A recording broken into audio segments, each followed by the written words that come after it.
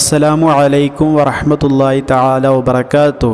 اللهم صل على سيدنا محمد الفاتح لما أغلق والخاتم لما سبق ناصر الحق بالحق والهادي إلى صراطك المستقيم وعلى آله حق قدره ومقداره العظيم. إن شاء الله ഈ വീഡിയോയിലൂടെ നിങ്ങളുമായി പങ്കുവെക്കുന്നത് നമ്മൾ എന്ത് പുതിയ സംരംഭം തുടങ്ങുമ്പോഴും എന്ത് പുതിയ കാര്യത്തിലേക്ക് കടക്കുമ്പോഴും ഇൻഷാ അല്ലാഹ് നമ്മൾ ഉദ്ദേശിച്ച കാര്യം, നമ്മൾ ആഗ്രഹിക്കുന്ന കാര്യം, നമ്മൾ എന്താണോ തുടങ്ങുന്നത്, അതുകൊണ്ട് നമ്മൾ എന്താണോ ലക്ഷ്യം വെക്കുന്നത്, ആ ലക്ഷ്യം പൂർണ്ണമായിട്ടും നമുക്ക് നേടിയെടുക്കാൻ, നമ്മൾ തുടങ്ങുന്ന ആ കാര്യം എന്തിനു വേണ്ടിയാണോ തുടങ്ങുന്നത് ആ ഒരു നേട്ടം നമുക്ക് നേടിയെടുക്കാൻ വേണ്ടി നമ്മെ സഹായിക്കുന്ന ഏത് പുതിയ സംരംഭം, പുതിയ കാര്യം തുടങ്ങുമ്പോഴും അതിൻ്റെ ആദ്യത്തിൽ നമ്മൾ ചൊല്ലിയിരിക്കേണ്ട വളരെ പ്രധാനപ്പെട്ട ഒരു ദുആ ആണ് പറയുന്നത്.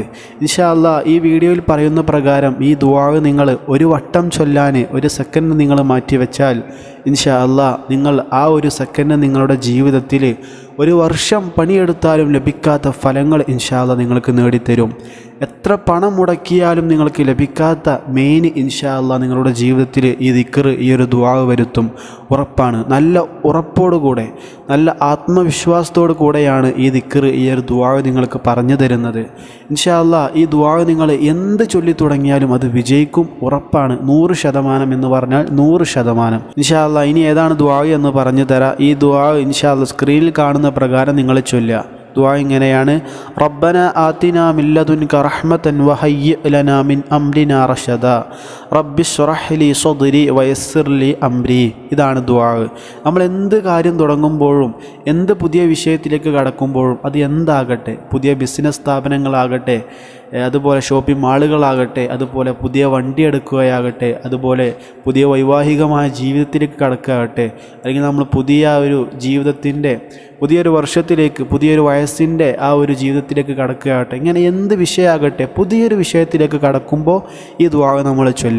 ഇതിൻ്റെ അർത്ഥം കൂടെ പറഞ്ഞു തരാം. റബ്ബന ആതിനാ മിൻ ലദുൻക റഹ്മതൻ, അള്ളാഹുവെ ഞങ്ങളുടെ നാഥ, നിൻ്റെ പക്കലിൽ നിന്നുള്ള അനുഗ്രഹത്തെ നീ ഞങ്ങൾക്ക് നൽകണം. അതുപോലെ തന്നെ വഹയ്യി ലനാ മിൻ അംരിനാ റഷദാ, ഞങ്ങളുടെ എല്ലാ കാര്യത്തിലും എല്ലാ കാര്യങ്ങളിലും അള്ളാഹുവെ ഞങ്ങൾക്ക് നീ നേർമാർഗത്തെ, റുഷ്ദിനെ നീ ഞങ്ങൾക്ക് സൗകര്യപ്പെടുത്തി തരണമേ അല്ലാ.